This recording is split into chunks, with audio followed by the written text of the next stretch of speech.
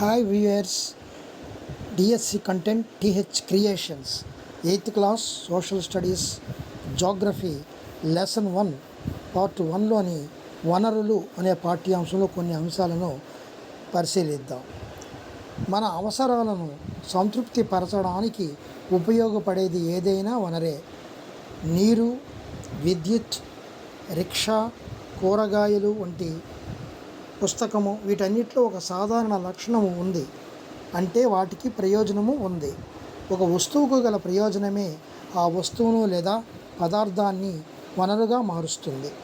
వనరుకు ఒక విలువ ఉన్నప్పుడే వస్తువులు వనరులు అవుతాయి. వస్తువుకు గల ఉపయోగము లేదా ప్రయోజనము వలన దానికి ఒక విలువ వస్తుంది. విలువ అంటే వినియోగ అర్హత కలిగి ఉండడము. కొన్ని వనరులు ఆర్థిక విలువను కలిగి ఉంటాయి. కొన్ని వనరులు ఆర్థిక విలువను కలిగి ఉంటాయి. లోహాలు ఆర్థిక విలువ కలిగి ఉండవచ్చు, అందమైన ప్రకృతి దృశ్యము కలిగి ఉండకపోవచ్చు. సమయాన్ని బట్టి కొన్ని వనరులు ఆర్థికముగా విలువైనవిగా మారవచ్చు. పేటెంట్ ఏదైనా ఒక నూతన ఆలోచన లేదా ఆవిష్కరణపై ప్రత్యేక హక్కు. సాంకేతికత ఇది పనులు చేయడము లేదా వస్తువు తయారు చేయడంలో ఉపయోగించే నూతన జ్ఞానము, నైపుణ్యము.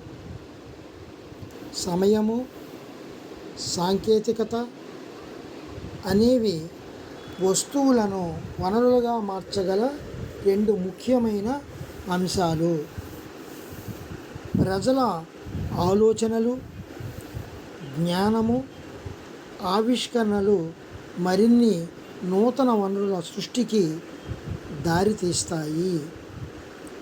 కనుక ప్రజలే అత్యంత ముఖ్యమైన వనరు. ప్రతి ఆవిష్కరణ అనేక ఇతర ఆవిష్కరణలకు దారితీస్తుంది. నిప్పును కనుగొనడం వంట వంటి ఇతర ప్రక్రియలకు దారితీస్తుంది. చక్రము యొక్క ఆవిష్కరణ అంతిమముగా అనేక కొత్త రవాణా విధానాల అభివృద్ధికి దారితీసింది.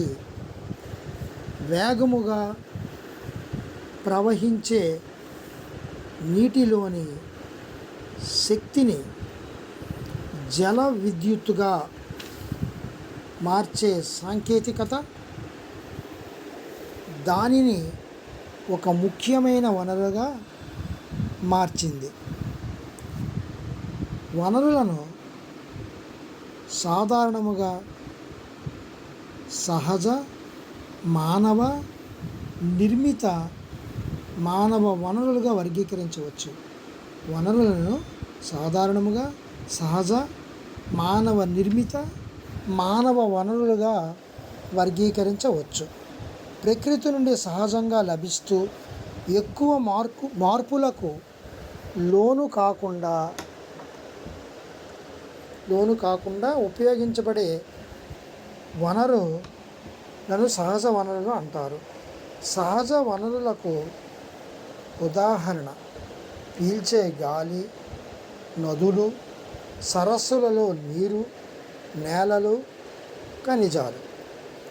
సహజ వనరులు అధిక శాతం ప్రకృతి ఉచిత ప్రసాదితాలు.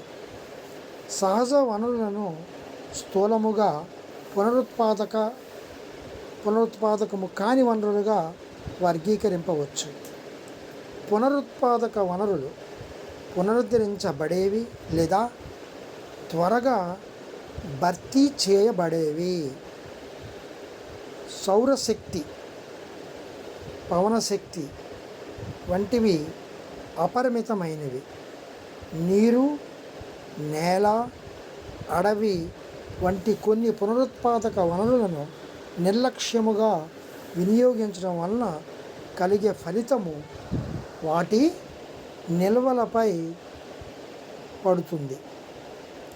నీరు అపరిమిత పునరుత్పాదక నీరు అనేది అపరిమిత పునరుత్పాదక వనరు.